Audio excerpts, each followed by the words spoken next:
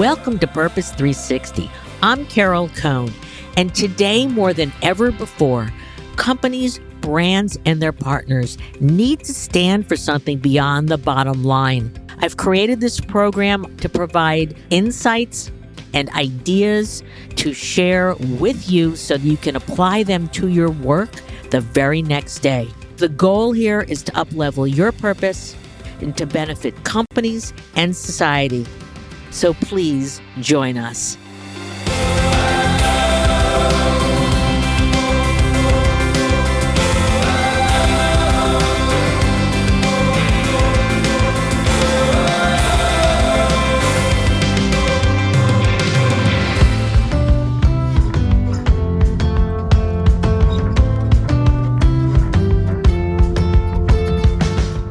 I have a smile from ear to ear today because I have a gentleman with me, Mark Retzloff, who is not just a pioneer in the natural foods and organic industries. He is like the godfather. And I think that, in his bio, he's the co-founder of Horizon Organic Dairy. And I've already had cheese and milk from Horizon Organic Dairy. It's in my refrigerator. Aurora Organic Dairy, Alfalfa's Markets, and Flock LLC. And we're going to talk about most of those later in our show. I just want to read and embarrass Mark just a little bit because he's done so many wonderful things. Mark Retzloff is a pioneer in the natural, organic, and sustainable food and agriculture industry with a 51-year career starting and managing a number of highly successful companies. He is co-founder and former chairman and CEO of Alfalfa's Markets, the Boulder-based natural food stores. He also co-founded Aurora Organic Dairy in 2003 and currently acts as a senior advisor to the company. He was University of Michigan's School for the Environment and Sustainability practitioner in residence for 2014 and 15, as well as 2016, and serves on the Colorado State University School of Agriculture Dean's Advisory Board.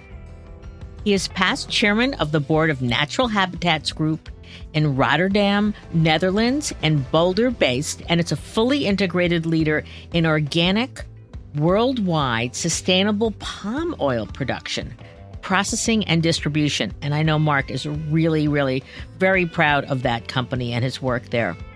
He currently, and I love this list, mentors, counsels, consults, and advises just tens and 20 and 30 and 40 and 50 numerous leaders and companies in the natural, organic, local, and sustainable food and agriculture sectors.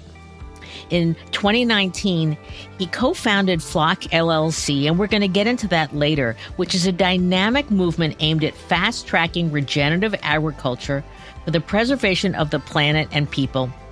Since its founding, Flock has established a 501c3 and is scheduled to launch an accelerator with the wonderful Techstars group in 2021.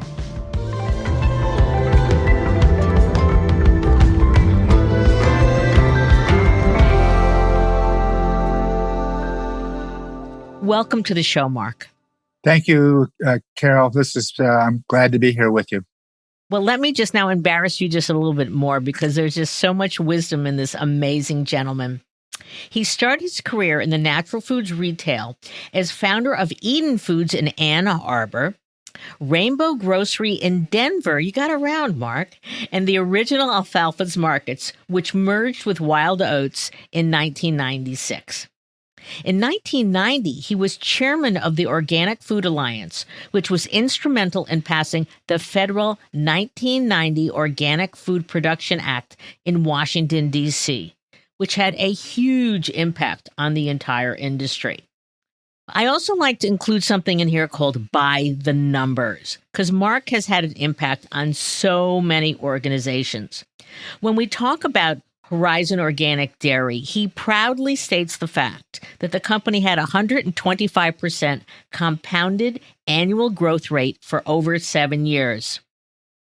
He also, and I love this group and list of companies, he has helped emerging companies in the following fields: organic seafood, biodiesel, ice cream, goat cheese, traditional medicinals, hemp milk, organic juice, sustainable palm oil, as we mentioned, and footwear with one of our favorite companies, Crocs. He is also co founder and senior advisor to Naturally Boulder, a 240 plus company, 1,400 member organization. I told you that Mark has a lot of impact on a lot of people. So we could go on, but I think it's now time to get into the conversation. So, Mark, you're a pioneer in the organic and natural foods industry. You're a visionary in your mission to not just shape the category, but to transform the conventional food and agriculture industries.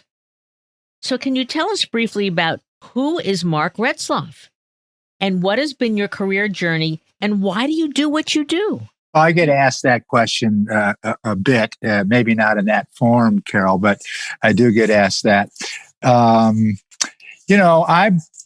grew up outside Detroit, in a suburb of Detroit, in the 50s and 60s, and I had a stay-at-home mom, and I was the oldest of four kids, and I think I got blessed with my mother's passion for reading and for education.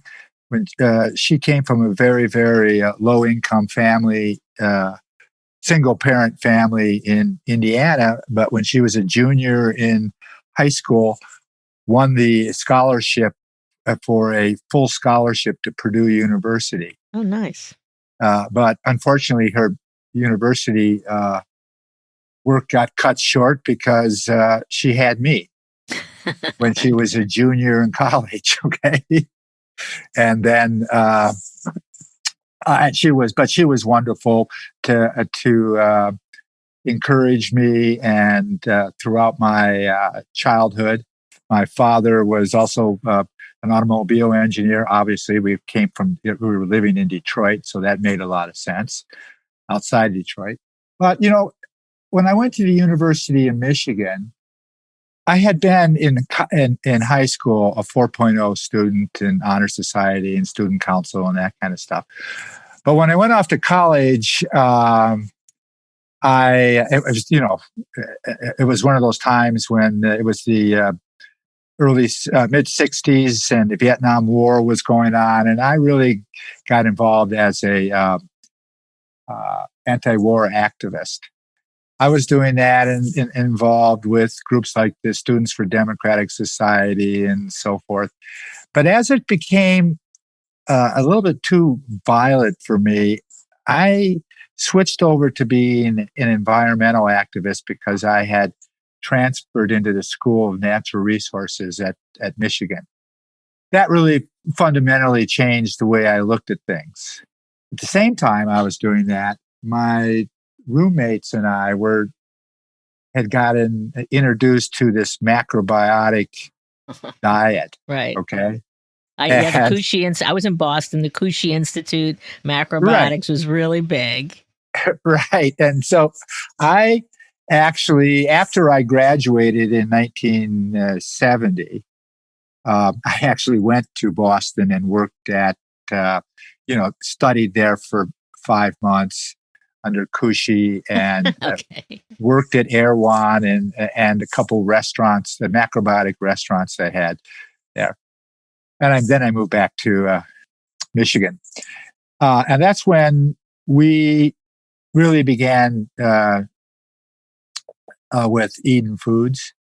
And so I lived in Ann Arbor, and we were producing this, beginning to develop the store. And at that time, I was also finishing up my last semester in school. So I couldn't work a lot of the hours during the day in the store. So they would give me assignments. And so one of my assignments at that time was to go out and find suppliers of products for us, mostly bulk items, agricultural products. And the very significant part of that was that one day I went out to visit this farmer outside of Ann Arbor. His name was Tom Vreeland. And I was sitting at his kitchen table, and my request was if he could produce some navy beans and some corn for chips and for grinding into cornmeal. And the other thing was white pastry flour, which was growing in that part of Michigan as one of a crop that people were uh, uh, producing a lot. And I was sitting there and talking to him, and he said, "Yeah, we can do that. I mean, I can grow those crops for you." And then I said, "Well, I want you to grow them organically for me." And he said, "What do you mean by that?" Okay. And I was sitting there, and there was no definition. There was nothing out there at that time. There was no certification organizations. This was 1969. Okay, something like that, 70, something right around that time. And so I said, "Listen, here's what I know about it. You can't use any chemical pesticides or fertilizers. You have to use things like compost or livestock manure and stuff like that. It's just very simple." Okay, and he said, "Well, I can do that. That's the way my dad and my grandfather and my great-grandfather all farmed here."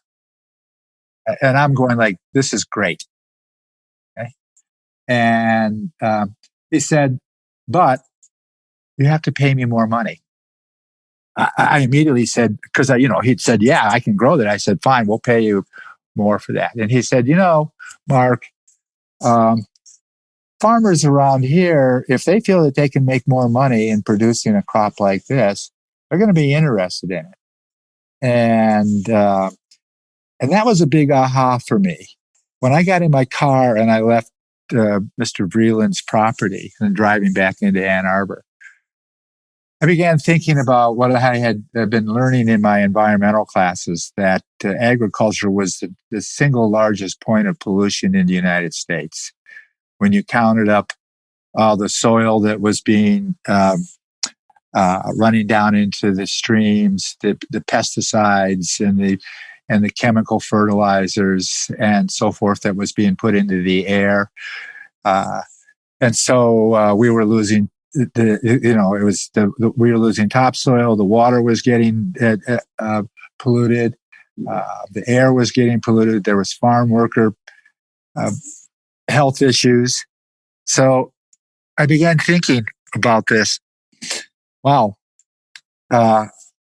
He said he would change. And so I began thinking, so how can I connect this? And I began realizing that if I could get consumers interested in these products, I could get more of these farmers and I could be reducing that kind of environmental damage. And then I began making the connection between the food and the farming and what I could do. And so that's when I really got motivated to get more involved in the retail part of our business. I graduated that fall. My wife and I had gotten married, and my wife and I had moved out to Seattle, Washington, where I worked at an Erewhon store, ran the Erewhon store in Seattle, and then had started a spring water business where there was this dairy up in the mountains outside of Seattle, a dairy processing company that used all spring water in their plant. And I had this big stainless steel truck that I would take the water up out from their spring down into Seattle, and I would go along. I'd give people bottles, and I'd fill up their bottles. I'd take the empties, fill it up, and pick it back on their porch. And it was kind of a strange thing to doing because everybody in Seattle at that time felt that their water was as clean as you could get. It was all coming down from the mountains and so forth. But at that time, they were putting fluoride into it and some chlorine into it. And that's why I had started the spring water business. This lasted for about a year, and then I moved back to Ann Arbor and worked again at Eden for a while. You are so ahead of your time. regarding, you went to Boston, then you went to the farmer, you asked, could he produce organically? Why? I mean, I know you were studying it, but you made the connection. You took these disparate points of health for a personal health, air health, soil health, worker health. How did you make those connections? I'd like to say that I was smart, but I think it was, when you're trying to bring about change. And, when I was an anti-war activist and then I was an environmental activist. And when you put, so you're trying to bring about change. So a lot of it was communicating with people and trying to encourage them to have the same beliefs that you have about things. And so I realized in the food industry, it was the same type of thing. I was kind of naive or too young to think about what a great opportunity this was and maybe, blah, blah, blah. It was more about, these were my beliefs. These are things that I really felt strongly about. And so I kind of look back at my mom and, I was the oldest of 4 kids. And so, she was encouraging me to do things because she didn't want me under her feet because she was taking care of these other kids as well. Okay. Yeah. So she encouraged me to have a paper route, and I painted houses, and I cut yards, and I sold Christmas cards and those type of things. I was always active in doing these things. So, for me to be active out there doing this just was all part of the way I thought. You. Yeah, that's what, my parents had encouraged me and to do. And I felt, oh, well, this is just natural. I can do this. So maybe talking to Erwan or the farmer, you got some positive reinforcement, but most of your friends, they must have thought, it's like when I started linking companies and social issues, they thought I was weird. So what kind of response did you get? Because I know one of your quotes is never give up, never take no for an answer. So how did you keep driving forward? Well, it's part of it is having a vision and a dream. Okay. And then walking your talk with that vision and dream, if you have it, and I was always carrying it on my collar. Okay. I was out there talking about it.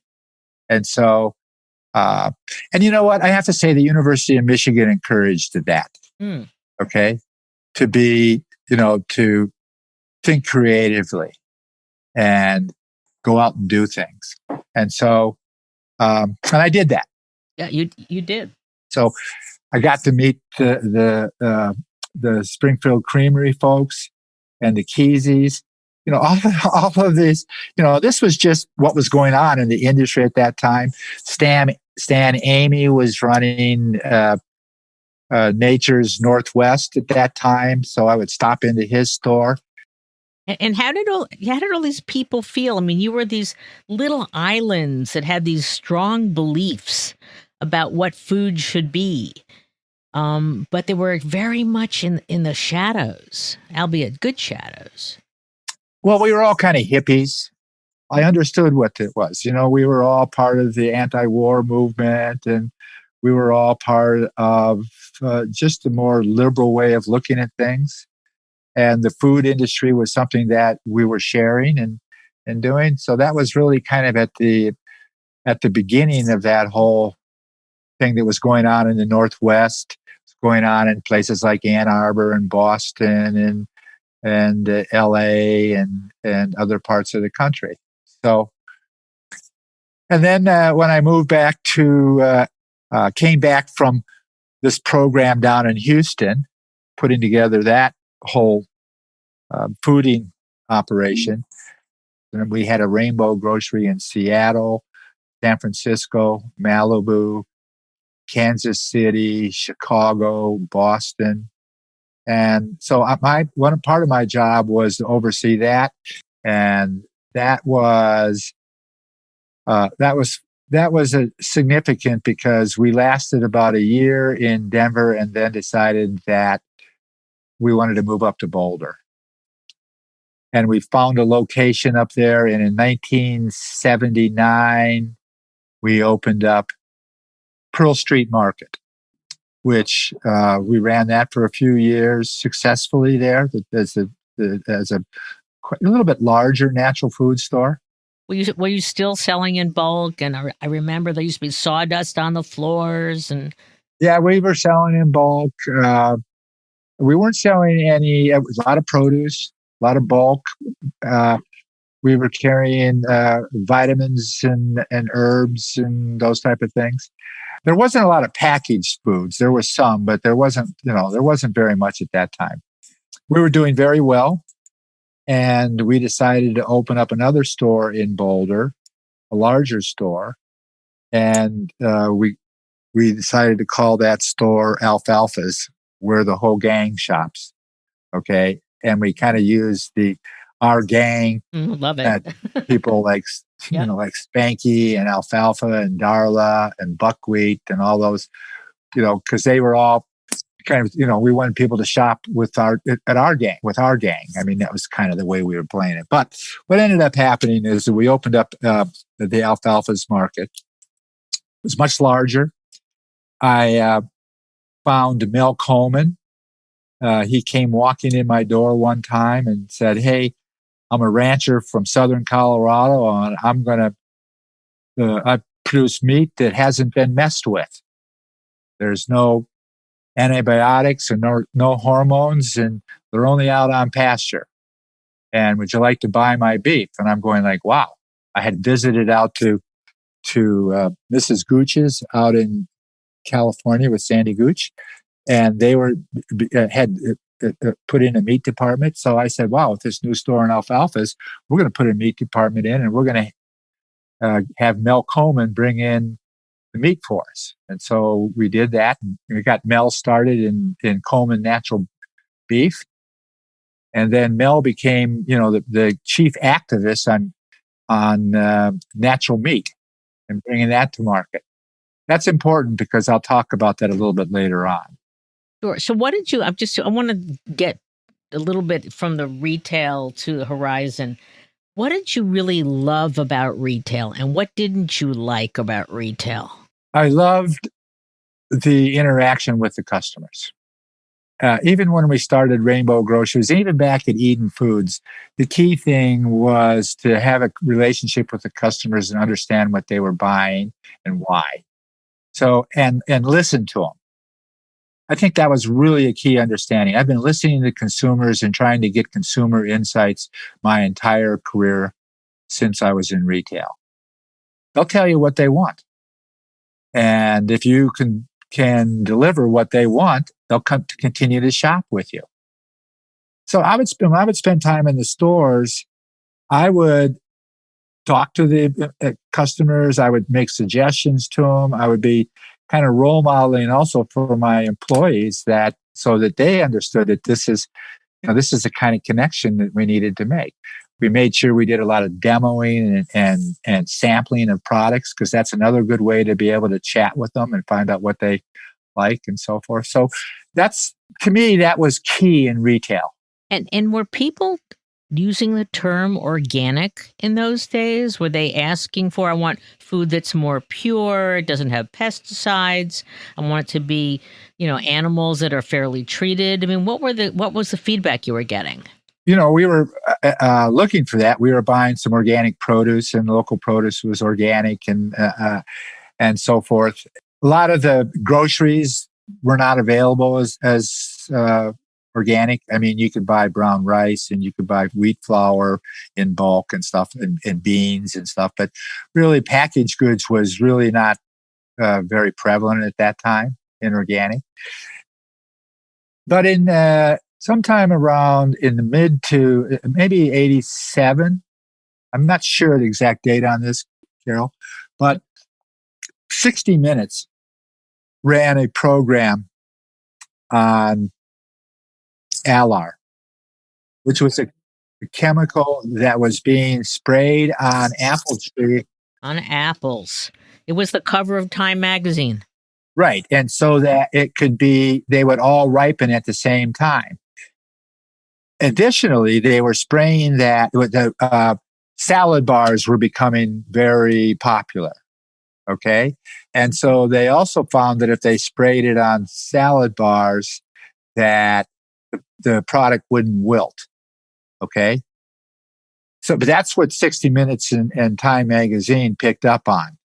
Well, that was huge when 60 Minutes ran a whole thing on the fact that we were poisoning our children this way. With apples and, salad bars and stuff like that.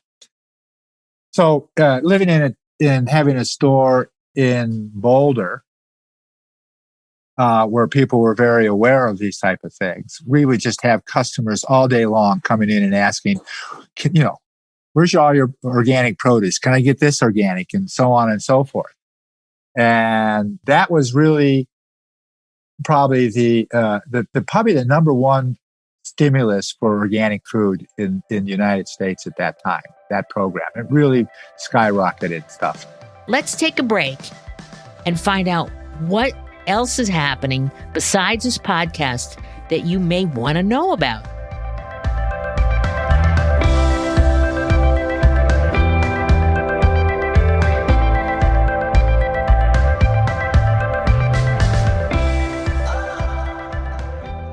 There's good news for the seas, and I'm sure that Mark Retzloff, because he supports the environment so strongly, would be happy to hear this. 14 countries responsible for 40% of the world's coastlines have signed a new pledge to end overfishing, restore fish populations, and stop the flow of ocean plastic in the next 10 years. Each of the countries has also committed to making sure all oceans within their national jurisdictions, a combined area roughly the size of Africa, are managed sustainably by 2025. For additional information on this topic, go to The Guardian. There's also additional news about the seas. The most incredible environmental group you've never heard of is called Pristine Seas. Since 2008, they've inspired the creation of 23 marine reserves, 2/3 of the world's fully protected marine areas, covering an area of more than 5 million square kilometers. They're now gearing up for another decade of expeditions and believe they can double what's already been accomplished. For additional information, go to National Geographic. Now, back to our interview with Mark.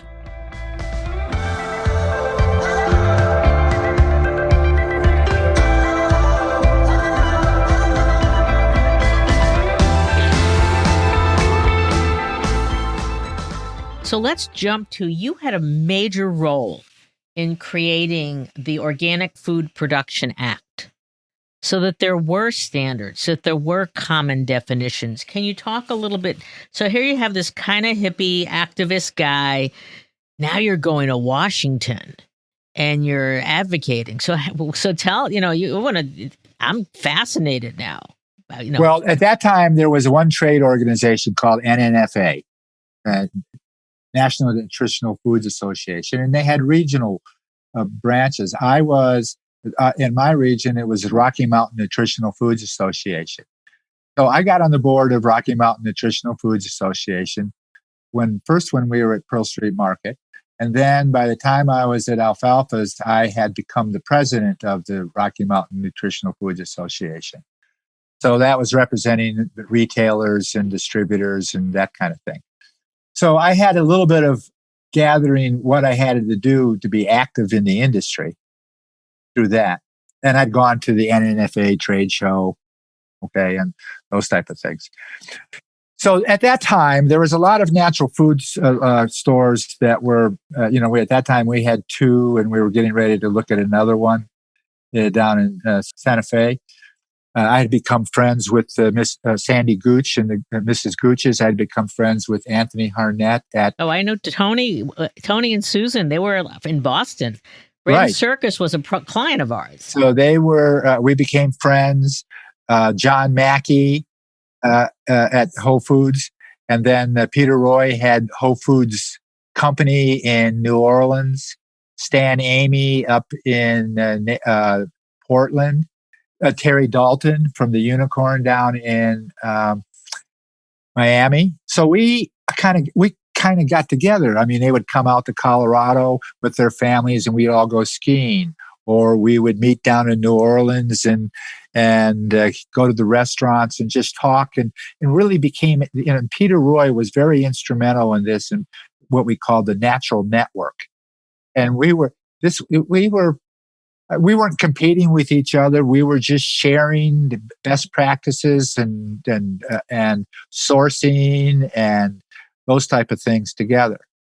And so I got really networked into the natural food part of the nutritional foods thing. And during that time, Doug Green came to visit me from New Hope, and he was, New Hope at that time was still headquartered in New Hope, Pennsylvania. And Doug came in and saw the stuff that was going on. Here we had Steve Demos was taking tofu around in a wagon and delivering it to stores. We had alfalfas going. We had celestial seasonings going. So he thought, hey, this is much more active than what's going on in Little New Hope. So that's when he moved New Hope out to Colorado, which made Boulder much more appreciated on the map out there in the natural products industry. But so anyway, so that was going on, Carol, at that time. We were getting together and talking about things and building it. One thing led to another with that. Anthony Harnett decided to hook up with Mrs. Gooch's. Okay. And before we knew it, everybody was talking to one another about things. Okay.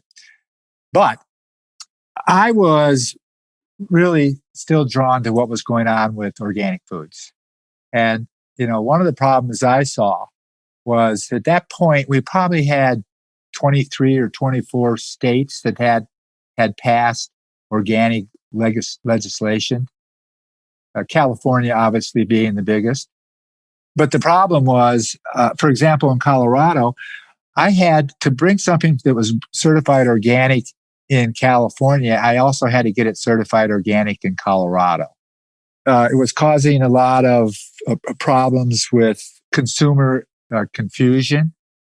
There was a restraint of trade kind of going on because, I always have to check if I was allowed to bring that product into Colorado before I could bring it in. So, and call it organic. So, and all of us in the retail industry began saying, hey, this is a big pain in the you-know-what. Okay. So, we began talking. And at that time, there was a gentleman in the industry named Tom Hardy. And Tom had this company called AgriSystems. And he was consulting with certification organizations and retailers and other on organic standards and organic products and how to convert and so on and so forth. Tom said, hey, we need to, your whole industry, the retailers and the manufacturers and the distributors and what we call the market side of the business needs to have some representation in what's going on out there. And so we chatted, and that's when Tom and I and a few others started, and Sandy Gooch and Peter Roy and a couple of others of us started up the Organic Food Alliance, which was made up of all the people who were not farmers, who were interested in seeing if we can't find a national law. I became the chairman of that.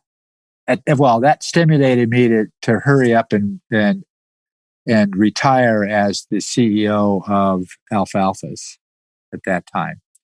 And so I went to Washington, D.C.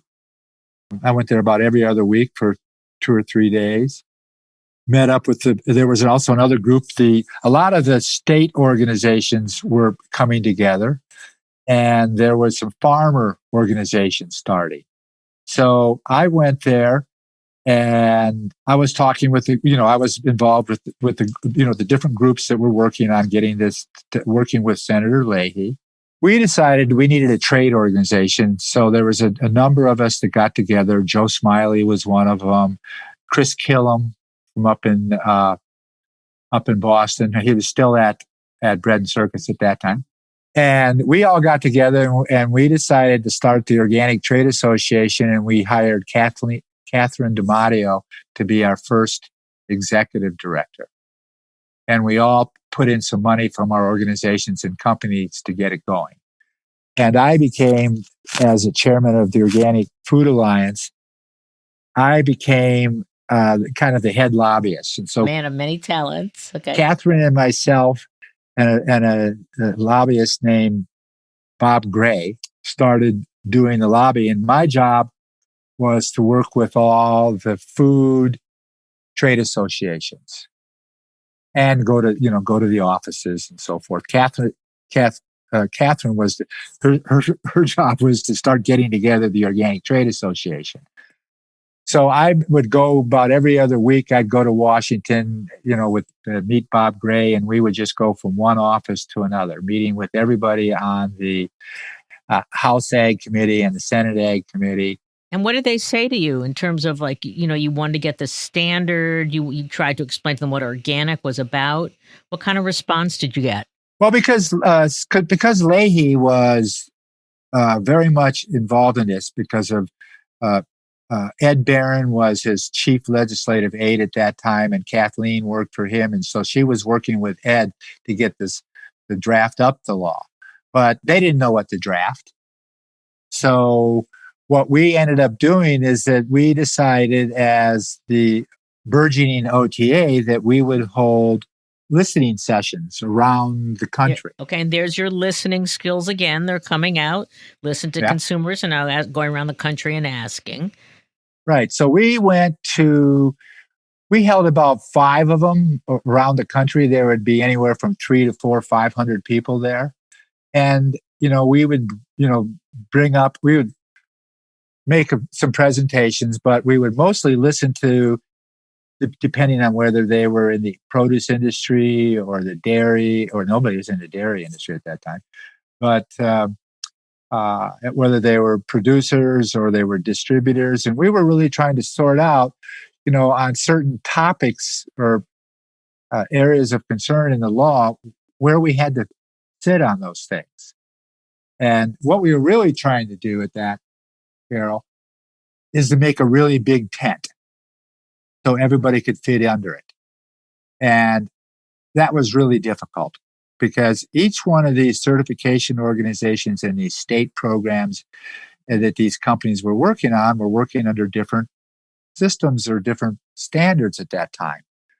So, trying to bring them all together and say, okay, well, you got to compromise a little bit here so we can because these guys are doing it this way, you're doing this. Why don't you get together and talk about it and come back and say what you can agree on? And so our first thing was to find out where we agreed. And then where we disagreed was where we ended up putting together groups of people to talk about it and see if they could come back and work out things. And if we eventually got to just a few things that were where we had to, disagree, then we would have to get into much more intense. But at that time, they were starting to hold hearings, and that's when we got involved in all this. Okay, so that was going on, and the law finally got passed in the spring or the July, or anyway, it was in the latter part of 1990. In the last year that I was running Alfalfas, I had a lot of customers coming in, and I was here again. I was listening to them, and they were telling me, how come you have organic produce and you have organic grains and beans and other products, but you don't have any organic dairy products? I serve those to my family every day, and there's no organic dairy. Okay, briefly, what does organic milk farming dairy look like when you were mentioning the Tim? What was your vision? Well, I would like to be able to get milk. The first product I wanted to be able to get was milk. Mm-hmm. Okay. And he was a dairy farmer, and, he had a large dairy farm outside of Boulder. And, he was selling it off to Dairy Farmers of America, and I said, well, listen, if we could do this, then, we could help find somebody. And the Robinson Dairy, which was in Denver, was supplying me with all my product. And I had talked to Dick Robinson, and he said, well, we can bottle it for you if you can get it produced. And what is in the production? I'm assuming it's the cows, the feed that they eat, the grass that they eat. Well, at that time we were defining it as no antibiotics. Okay, to the cow. No hormones. Right. And grown without pesticides. The feed. The feed. The pasture and the feed. The law got passed in 1990, but the regulations didn't get really promulgated till 99, 2000. So Mark Pepperzak said, yeah, I think we can do it. So him and I did a feasibility study on whether we could take it to market and so on and so forth. And it came back that we did. But I had gone off to Washington. So, but I kept that in mind, and I told Paul Repetto that I was looking at that. He called me from a sustainable foods conference that he was at in Wisconsin at the Michael Fields Institute, and said, hey, I just ran into a guy that's got 3 organic dairy farmers. So I told him, okay, I'm getting on the next plane out there, which I did. Went out there and I met the guy, and his name was George Seaman. And George was one of the founders of an organization called the Cooley Region Organic Produce Pool, which had another name they called Organic Valley. Okay. So I said to George, what are you doing with the milk you're producing? Your farmers are producing. He said, well, we're separating the cream and we're selling that to a company that's making ghee, clarified butter. And we're taking the skim milk and we're just selling it into the conventional market. And so I said, well, listen, I'll buy all the skim milk from you. And he agreed that, okay, well, we can do that. And I said, we went back to Boulder, Paul and I, and we got there and said, what are we going to do with just skim milk? Okay. And, being a good retailer and watching what was going on with yogurt, I said, well, Paul, we could do non-fat yogurt. Okay, organic non-fat yogurt. There's no yogurt out in the marketplace, and we can start there because we can't, we can't just sell skim milk. Okay, because whole milk was what was sold mostly, and then some reduced fat. So we started Horizon Organic Dairy as a yogurt company. So we would get the skim milk from Organic Valley. We'd have it delivered to a plant in Madison, Wisconsin on Sundays. I would go out there on Sundays, and we started off with 6 flavors, raspberry, strawberry, coffee, and vanilla, and plain, and blueberry. Okay. But we decided, Paul and I being, from the manufacturing side and me being from retail, when we started doing our numbers, we realized that, hey, this is that 8-ounce cups of organic yogurt. We got to get organic fruit, organic sugar, and we got to get organic milk. We're going to be selling, normally it's 59 cents a cup. We're going to be selling it for 80 or 99 cents a cup. That's not going to work. So we decided to reduce it to 6-ounce cups. By far, the largest consumers of cup yogurt were women and children. And most of them didn't finish the whole 8-ounce cup. And so we said, this may work. So we introduced the 6-ounce cup into the U.S. yogurt industry, and we were able to have our product at anywhere from 10 to 15 cents higher, but we felt there wasn't enough difference there to discourage people from buying our product. And then we took the 32-ounce plain and vanilla, and we lowered that to 24 ounces. Okay, it still looked like a big thing, but it's also we got it down to get the price point. Yeah. So that was the beginning of Horizon Organic Dairy. It was as a yogurt company. I was able to contact my friends at all the distributors that I knew, and the retailers. Well, basically it was the retailers, because the retailers I'd call up Anthony Harnett, or at that time a guy named Tim Sperry was running the purchasing for there. And I'd say, hey, I got organic yogurt. Really? You got organic yogurt? Fine, we want it. Or Mrs. So, but my very first customer was Mrs. Gooch's. And I met a guy out in California who was a broker to Ralph's Markets in Los Angeles, Hank. And I asked Hank, can you talk to Ken Henshaw, at the VP of dairy at Ralph's, about organic dairy products?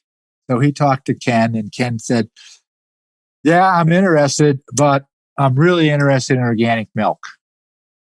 And I said to Hank, I don't have enough milk to do organic milk, but I'm working on it really, really hard. Went back, talked to Organic Valley, asked them if they could start getting more and more farmers, certified, and they said, yeah, we're working on it. And then the USDA approved bovine growth hormone for use in dairy. And there was a huge outcry from the consumers across the country.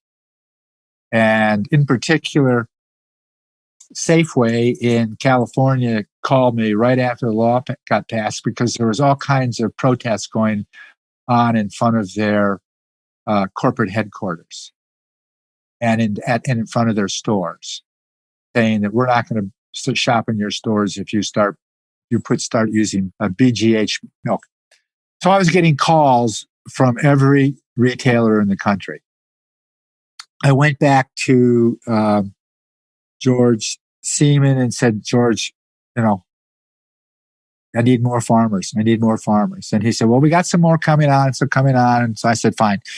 So we finally got enough where we could ship a full truck of milk to a processor in Des Moines, Iowa. And they would produce our milk in whole milk and low fat and skim. We sent the first truck of milk, I think it was 92, fall of 92. We sent it out to California. Ralph's took it in to all their stores, and Mrs. Gooch's took it in. That was the start of Horizon Organic Dairy Milk. And from then on, we grew at a compound annual growth rate of 125%, over 125% a year for the next 7 years. It was like a rocket ship. And it's amazing. But you sold it.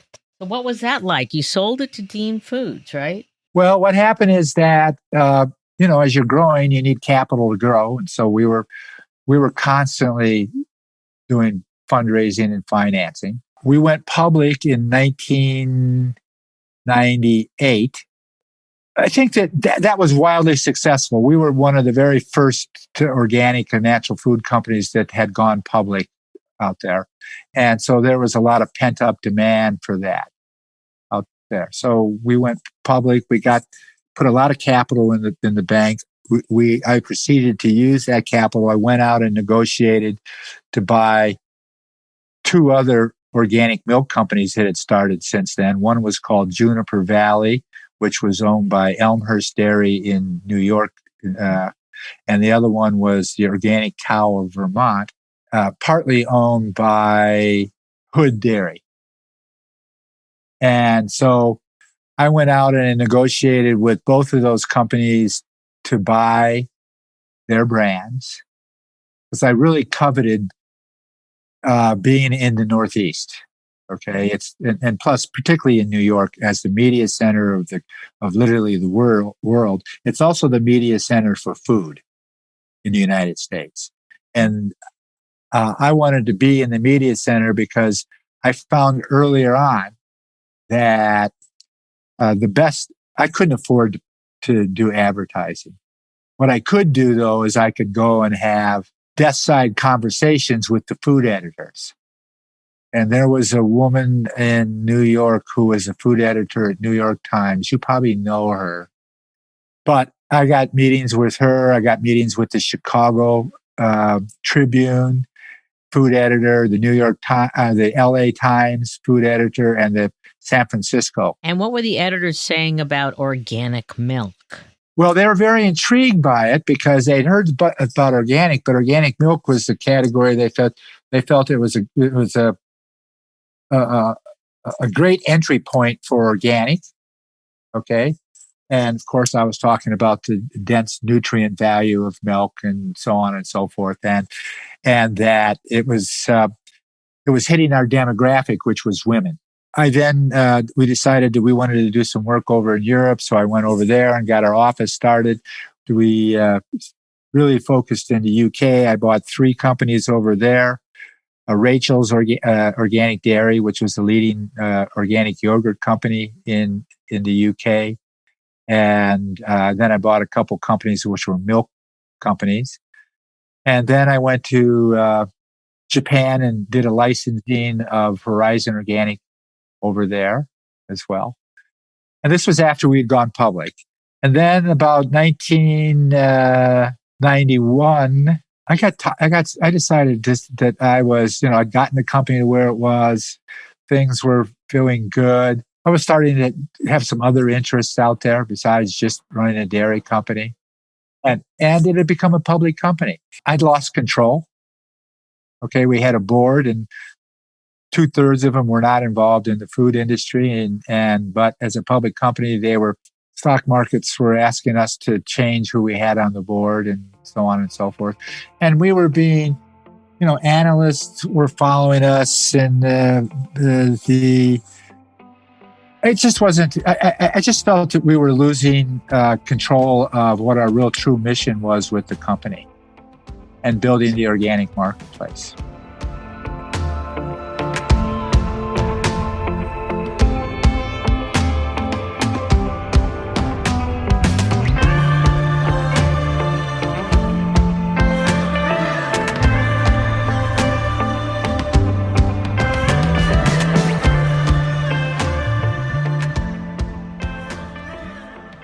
What a wonderful conversation we're having with Mark. He is a fountain of information of the earliest days of the organic foods movement and the painstaking steps, but the depth of his commitment to truly build a movement. A lot of people talk about movements, but Mark really contributed to it, putting so much of his heart and soul into truly codifying organics, creating the organic milk industry. And he just continues, he seems unstoppable to advance wonderful new food companies. And in part 2, we're going to take a pause, but in part 2, he's going to give us a lot of his best insights for emerging food companies, emerging entrepreneurs, how to truly grow a company, and also how to find partners if you're going to sell and maintain your values. So stay tuned. Come back to part 2 because there's a lot of terrific insights that Mark will continue to share with us.